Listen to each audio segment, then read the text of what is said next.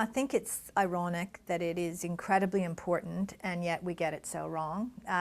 My background was in marketing and communications, and I think it's not dissimilar. Communications is something people always say is so important, but yet they underinvest in it, they don't value it, they don't spend the time on it, and networks are a little bit like that. You know, I think what John does is quite unique. Not many companies have a process or a strategy around managing networks.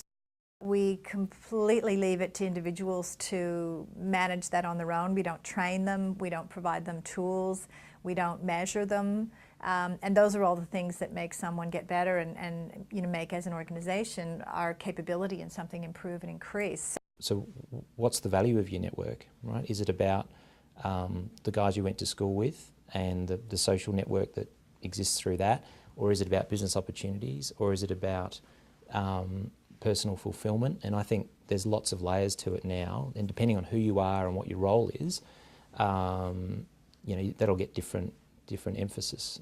People are looking at networks in lots of different ways. I think that whole dimension around personal fulfillment and you know, at the end of your life, looking back on the networks you've had, you know, what were the critical relationships that really gave you happiness, whatever that means to you, is becoming more and more important to people. John had that to create a framework and create a language to bring that to people. And that made a lot of sense to me. It made a lot of sense to me that, you know, people weren't getting there themselves because it was qualitative and probably a bit woolly. They weren't going to get there themselves. Yet someone had the wisdom to call that out and perhaps give them a framework, which you don't usually have for matters that are qualitative or woolly, but it was an immensely practical thing to do.